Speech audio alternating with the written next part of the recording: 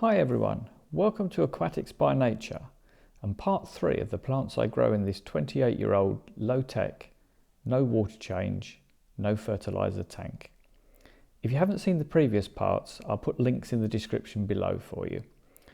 Today I thought we'd have a look at an old favourite and a few slightly more obscure things that I've been growing in this tank for a while. First up, an absolute classic among aquarium plants, the good old Amazon sword plant, Echinodorus grispaki blairi.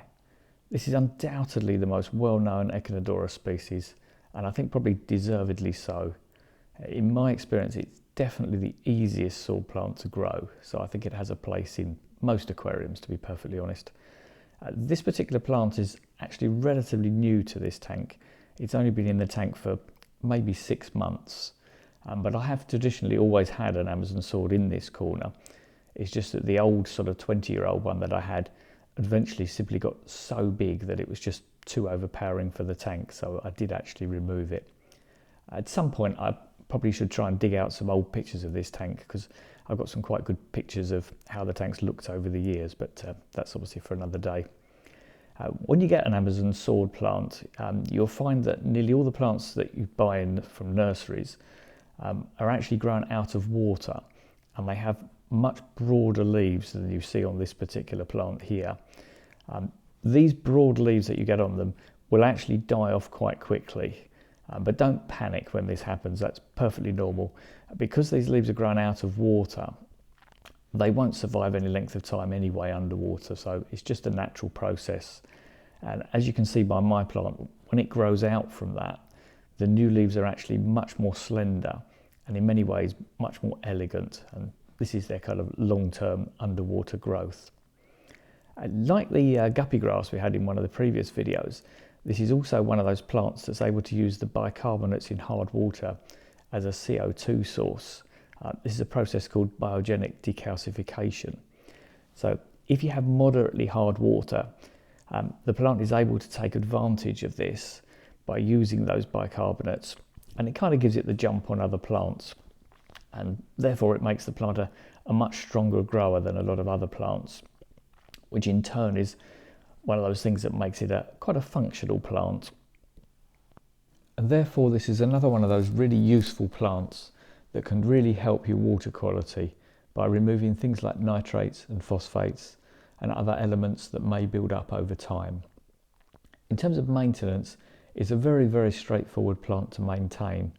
All I do is remove the older leaves sort of one at a time, and literally all I do is just pinch them off at the base and just remove them. I tend to only let this plant have around about a dozen leaves at any given time. The reason for this is if you allow it to have too many leaves, you'll literally end up with a plant with about 50 leaves, which is absolutely ginormous.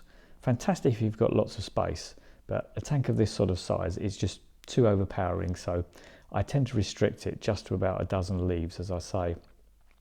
You'll find over time these plants make enormous root systems. I'm sure the original plant I had in here, the roots probably extended the whole length of the tank, so that they really root in firmly. If you ever do want to remove one, like I did a few years ago, you don't actually need to dig the plant up. All I literally did was just cut the plant off at the base and left the roots in the substrate, and they simply become nutrients for the next round of plants that are rooted into the substrate. So there's no need to disturb it at any point, even if I say you want to actually get rid of the plant. It's a really adaptable, easy sort of plant to grow. It'll grow under most conditions. Even extremely low light, they do actually quite well. They can get a little bit elongated, but they will grow in low light, as I say. They'll also grow beautifully in very high light, so they're really not very fussy. They're also not that fussy about water quality, although they do definitely prefer harder water. They might struggle if you have very, very soft water, but there are ways around that if it comes to it at the end of the day. Basically, as I say, one of those absolute classic aquarium plants, which I think everybody should certainly try once. Next up, we come to mosses. Mosses are just one of those things that I've always adored, both aquatic and terrestrial, and especially ever since I discovered that terrestrial mosses could go from being totally desiccated to actually photosynthesizing in just 30 minutes. I've had so much respect for this ancient family. So the thought of being able to observe and keep them in the comfort of my own home is just one of those things I can't resist. Anyway, this particular moss is spiky moss, Taxophyllum spiky, similar basically to the common Java moss and the Christmas moss, and in fact is very often described as Christmas moss's bigger brother, which I think is actually quite a good description in actual fact. Some of you have probably come across this moss, as lots of the aquascapers tend to tie it or glue it onto pieces of wood or stone and things, and it can create some really fantastic effects.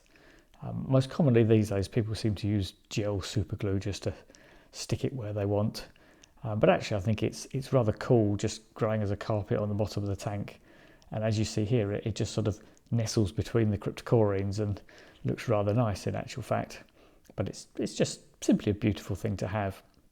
But say it'll grow virtually anywhere. It'll grow free floating, stuck on anything of sort of hardscape, anything like that. Really not very fussy. It's incredibly versatile when it comes to general conditions. It'll grow in ridiculously soft water. In fact, it's one of the few things that seems to really thrive in very, very soft water. But it does equally well in my hard water. Again, as far as lighting is concerned, it'll grow in very, very poor light. I'm sure you're aware that mosses in general tend to come from sort of wooded, dark, shady areas, so they're no stranger to low light levels. But having said that, they actually probably look more attractive under reasonably high sort of light aquarium. Spiky moss is extremely easy to grow, and I think I'd probably go as far as saying it's actually easier to grow than the common Java moss. As I say, it even grows in incredibly soft water where there is basically no nutrients. And in fact, it grows beautifully under those conditions. Again, it's incredibly simple to maintain. What a lot of people do, especially the aquascapers, if they're growing it on pieces of wood or stone, etc., is actually to literally just trim it with a pair of scissors into whatever shape you like. But you can just as easily remove it by hand, especially if it's like mine and just sort of nestling amongst other plants. It's really quite straightforward to just gently tease out the bits that you don't want. It doesn't really cling together on itself. You can actually just tease it apart. It's quite easy to do. And in actual fact, I quite like it when you've got lots of it all growing on the bottom between plants, because it gives the whole tank a kind of a glow, and it looks rather nice in actual fact. There used actually to be a lot of this plant on the right hand side of the tank, almost a great big kind of mass or a big ball of it, and I particularly liked this not just because it looked nice, because it acted as a fantastic sort of hatchery for baby fish and shrimps. And as you can see also underneath it you get kind of a collection of mulm and what have you, and the mulm harbours lots and lots of little microorganisms which are great fish food for baby fry, so it's a really good thing to have in the tank if you like to gain a few babies free, as it were. Certainly I would never be without mosses in a tank, whichever one it happens to be, but I think this is probably my favourite, certainly at the moment anyway. Because of its slow growth, it's not terribly functional in terms of reducing nitrates, etc. But because it has a fantastic surface area, the whole surface area effectively becomes part of the biological filter. So I would say it's highly valuable to your tank in this respect. So it's definitely not something that I would be without, apart from the fact I love it. Next we come to Suswasatang. Yes, it's a bit of a mouthful, I'm afraid, but it's actually lariopsis lineata, which is actually a species of fern which comes from Southeast Asia. As you can probably see, it doesn't really look much like a fern. This is because it's actually the prothalia, which is the juvenile form of a fern, which is before it actually produces the fern-like fronds that you're perhaps used to seeing. It actually looks rather like something called Pellia moss, which is actually a liverwort, which some of you might be familiar with. That's Monoselenium tenellum. But it has one very useful and distinct difference between that, and that is that it actually has the ability to stick to hardscape of its own accord. And in actual fact, in this tank, a small piece of it has actually attached itself to the piece of bogwood. And I'm hoping over a period of time that it's actually going to creep all over the wood and cover it, because I think it will look really quite spectacular. But I think I'm going to have to be rather patient because it's not exactly fast growing. What you can do in the meantime is you can cheat a bit like the spiky moss, and you can actually just super glue bits of it where you'd like it to grow, or tie it on with a bit of cotton. A bit like the moss, it's rather a slow growing plant, or it's not, I suppose it is technically a plant actually if it's a fern. It's not the most functional of things because of that slow growth, but it can look incredibly attractive. And again, just like the moss, and as you can see here, it looks rather nice just nestling between other plants. You don't have to actually fix it to anything. And I've actually seen it grown just as a carpet. It looks rather fantastic actually as a carpet. It's certainly different and definitely a very unique look. It's again astonishingly adaptable.